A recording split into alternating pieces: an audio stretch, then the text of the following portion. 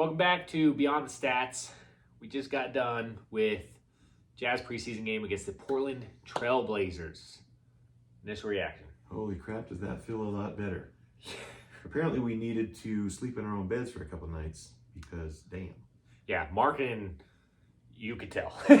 Markkanen, looked half asleep in the first two games, and this game looked like got some sleep, and dude, easily scored or just dominated. Back to his effortless ways. What was he, 9 of 12 in the game? Kind of like we'd expect from him every game last season. Looked like he was effortlessly driving with the ball, movement off the ball. It was nice. And not just him, the overall movement of the ball around the entire team.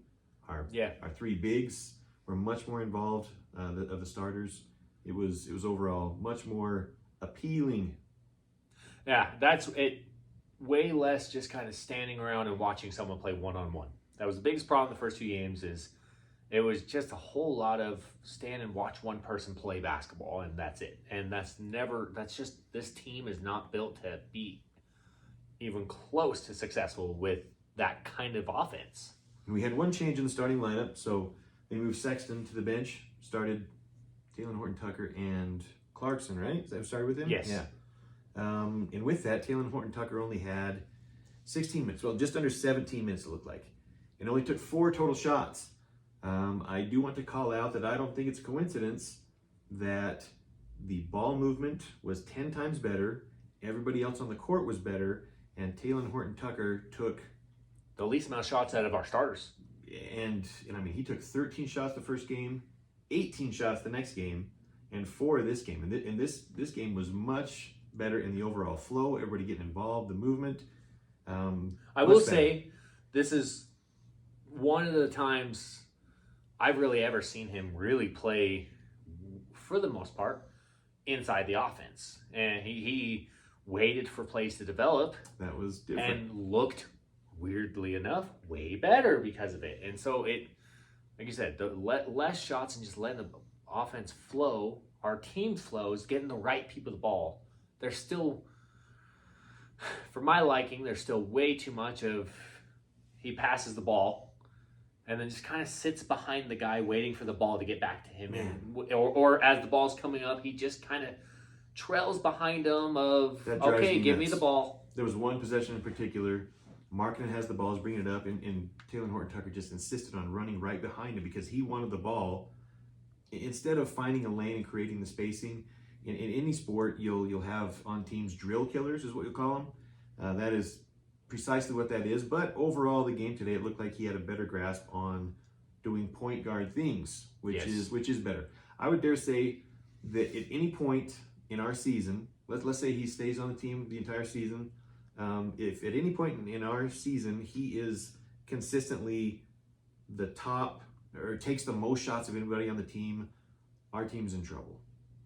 Right? That doesn't mean that he doesn't have any way to be impactful or help the team, but if that happens, that is a sign that things are not going right. Right, and this is a really good game to show that last game, sure, he put up good numbers himself, but we ended up losing the game, and no one else really feels like they're getting in a flow, whereas this game, man, we felt like a really good competitive team that the Trailblazers just don't belong on the same court as us, whereas when he's taking 18 shots a game, we look like a college team.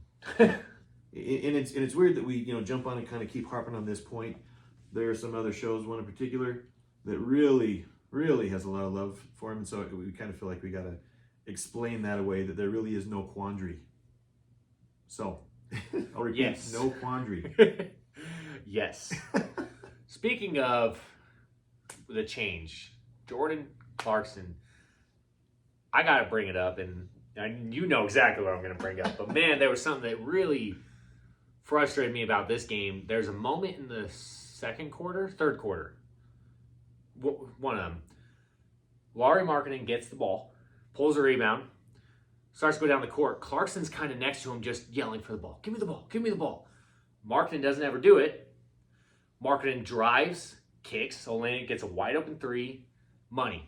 Clarkson is throwing his hands up, pissed that heaven forbid he did not get the ball to bring the ball down the court, which we're a team that's supposed to have 4 ball handlers on the court at all times that can just bring the ball up. So that in itself just doesn't look good. But then the next 3-4 possessions, Clarkson, ball comes down. He doesn't get the ball quickly out to him. He just kind of walks down the court.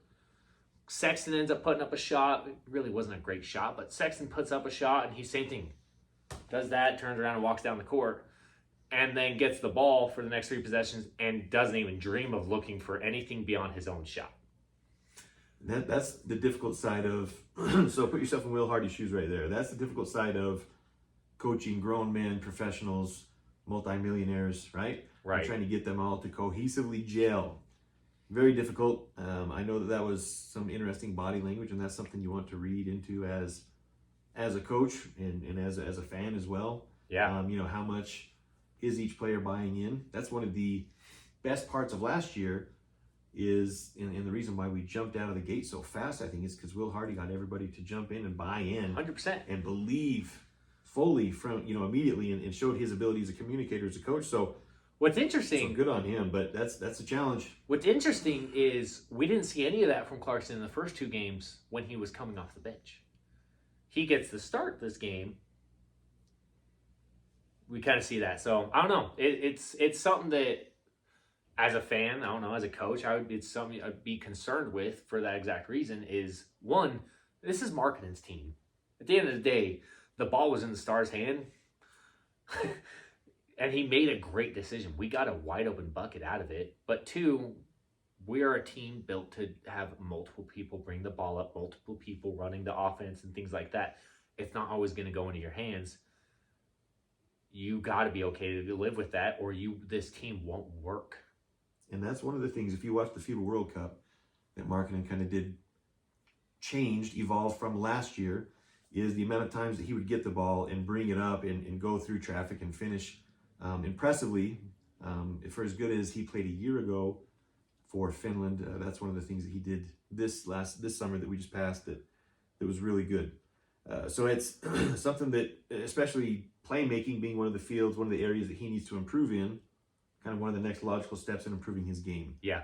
So that's got to happen. Got to mention the amount of minutes. Keontae George got 23 minutes and they kind of ran with that young group the entire 4th quarter, allowed them to kind of stumble and succeed, and in the end finally bring home the win. Made some tough shots, got to the free throw line a lot. He looks fast. He looks explosive. He looks in the open court just like he's effortlessly running. He wants to get out in the open floor, and it's not always get out in the open floor and look for his own shot. He's just trying to get out in the open floor and get the team going, which has been really good to see.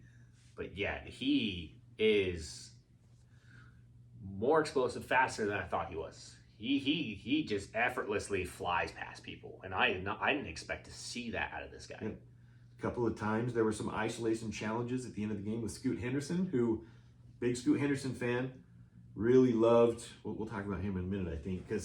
Yeah. But anyway, the isolation, the 1v1s between Scoot Henderson and Keontae George at the end, I really think that Keontae took those personally and wanted to stay in front of him and absorb the contact and did well. This was so much of a better showing defensively for Keontae George than the first 2 games by a mile. Yeah. There's still the moments of the laziness and things like that. But as an overall game, there was so many more moments of him staying in front of the guys, taking the blows and not getting pushed off of it, and closing out hard, continuing to rotate. This was just overall defensively such a step up from Keontae George that I didn't think we'd see this type of game this entire season, where he was at, like, summer league wise defensively, and especially not against somebody physically mature like Scoot Henderson is. He's a man. Gives you excitement on what you may be able to see as the season progresses and as the next couple seasons progress on. Because if he can get to just being an adequate, solid defender, that's not just a giant liability. Man, the quicker he can move into the starting role. Oh my gosh! Let's be honest. Yeah. Let's be honest. Which is what we want. At the end of the day, he was drafted, and especially after summer league, that's if you're a Jazz fan and you want this team to be successful, that's what you want. You want him to be at a level where he can be starting on this team. Really impressed with how many free throws, how many times he was able to get to the line. He shot 6 free throws, so did Markkanen, so did Agbaji. Sexton actually had 8 free throws. Agbaji did really good driving this game. Yeah. Obviously shots not coming as well. He shot better, 1 for 2, but getting his game started with attacking the rim. Not really happy with the amount of minutes that Agbaji played. I mean, that could be just a preseason thing. But I don't that's know, going in the man. wrong direction to me. Well, he came in and played the 4. Let's what a call weird, it what it is, right? What a weird situation. I don't think he played minutes at anything but the 4 today. I don't think there was a time that he played the 3, even the 3. I know there's 2 different times that he played the 4. Second half, he only played 3 minutes. Yeah. And I don't know that if that's what we're gonna see out of Agbaji to start the season, that's super frustrating because of the growth he has continued to show, and he is a type of player with his 3-and-D skill set, with now adding some driving stuff like that, that is such a great role player on a championship team. That's what we're trying to build, right? So having that guy just sit and not really play many minutes and just play the backup 3 and 4 as a 6'5" guard, I hated that so far. It'll be interesting to see what we do once the regular season starts. If it all of a sudden changes at that point, that wouldn't be too bad. Who else? Taylor Hendricks got in at the end. Made a couple big plays. Big plays. Made a couple little, rookie kind of plays. weird rookie mistakes. He ended up getting 4 free throws. Hit a big 3-pointer after he tipped After away. I was saying, yeah, not just a big 3-pointer. He keeps the ball alive. Gets the offensive rebound. Spaces out. Hits the 3. That's big time. He also passed twice in a row straight to Portland. So, which is what we'll see out of him this year. Yep. I fully expect, because he's got a skill set that is the modern NBA, I fully expect him half the year through for us to just kind of finally start seeing it click. Yeah. And see somebody who comes out there and isn't quite as, herky-jerky on the ball, and kind of like we saw with Chai last year. And it'll be fun to see him grow. You see flashes of it, and then other times he looks like a baby giraffe. You know who looked really good, actually, is John Collins is starting to get more and more comfortable. His shot looks... Even if shots that miss look like they're going in. His shot looks great. As he gets more and more comfortable with his team, John Collins is going to be such a good player for this team, I think, this season. 5-7, 4-4 from the line.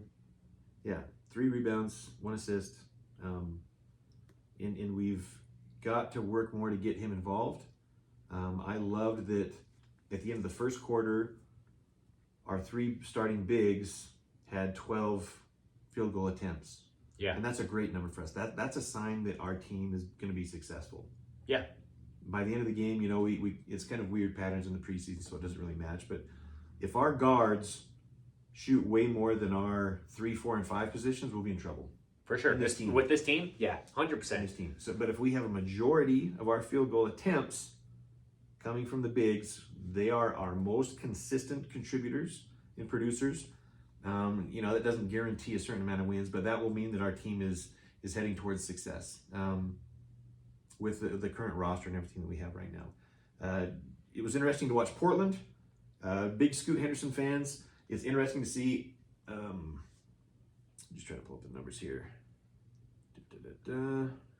Anthony Simons. Yeah, I mean, went off on us right in the first half.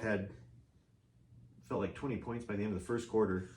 Oh, through our awful zone that we were in. that zone is trouble. Guys like Anthony Simons will feast on that. Yeah. It's interesting how many times Scoot Henderson was in the game at the same time as Anthony, and him going to the corner.